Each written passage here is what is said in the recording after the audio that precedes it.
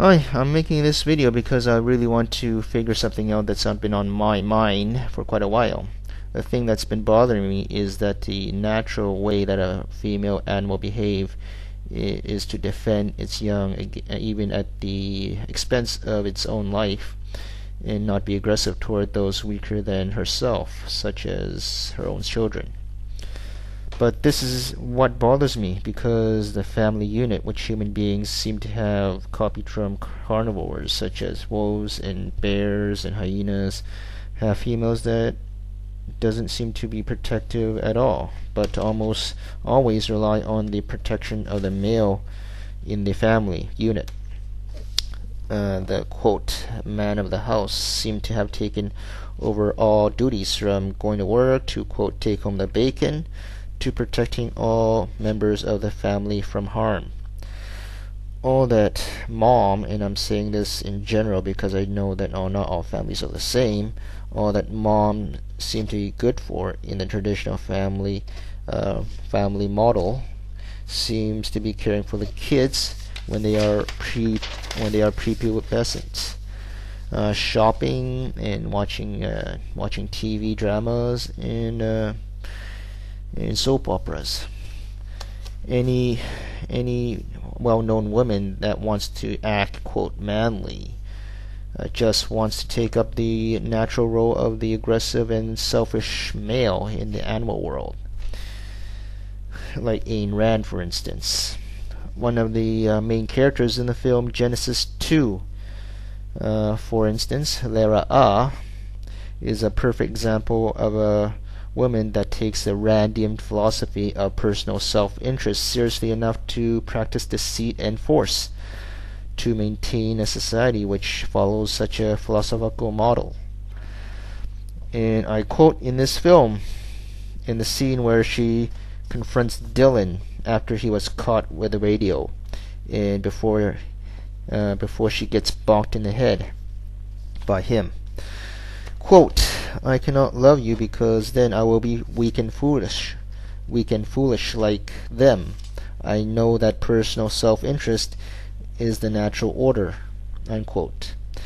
Then there's the other scene in the movie where Dylan tries to console a mother and child surviving in a cave after the war, where he plays the natural motherly role of teacher and comforter to people who are considered quote inferior by the selfish Turanian Lara, who plays the typical competitive man.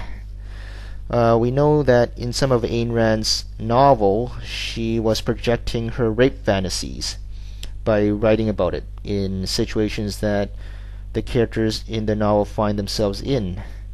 Gene Roddenberry seemed to have taken the opposite projection, where in his film the man is the protective motherly figure who feels strongly enough to fight someone bigger and stronger than himself to prove that he is willing to risk personal injury to win consensus and respect for his mission to rescue brainwashed childlike slaves from the mental and physical chains of Lara and the other Turanians. So, what's really going on here?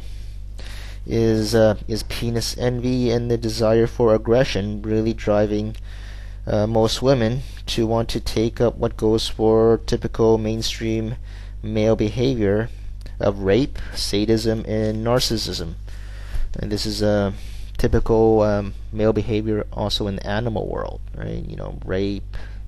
I don't know about sadism, but rape and violence and killing off your rivals, right?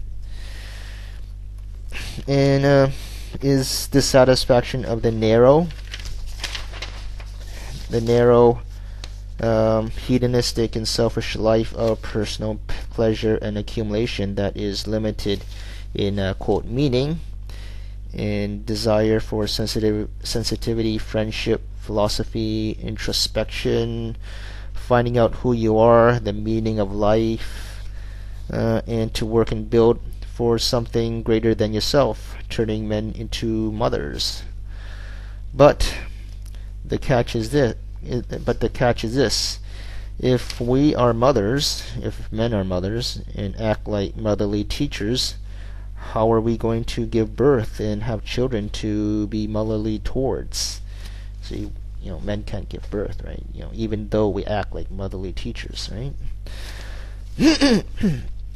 So, isn't it quite hilarious to have unselfish motherly men and selfish manly women? I think Ayn Rand and Gene Roddenberry, if they were alive, would be laughing their heads off at the irony of it all. And one last thing, yes.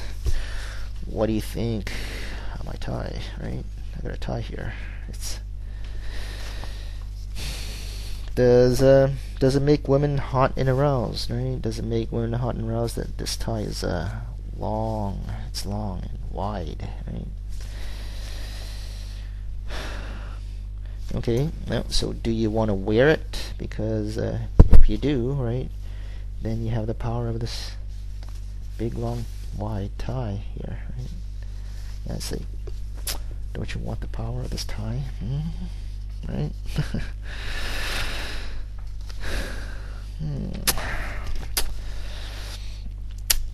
So, just think of it, just think of this tie as a stem that Lara and the Turanians carry around because it confers dignity to those carrying it around, right? The stems in Genesis 2, the film, reminds me of this tie here, right? Big, long, wide tie. See.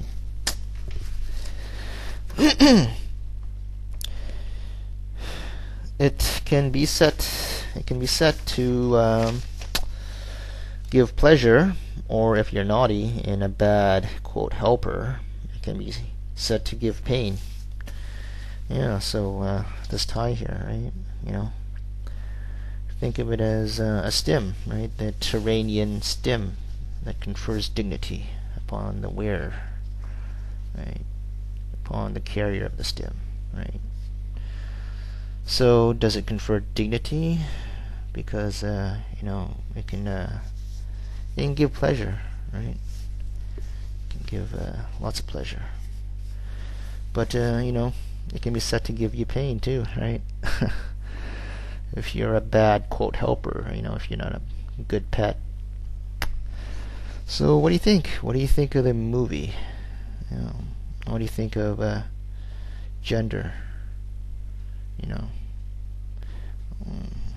I think some men are better mothers than some women, right? I think so. Anyway, something to think about. That's it for now.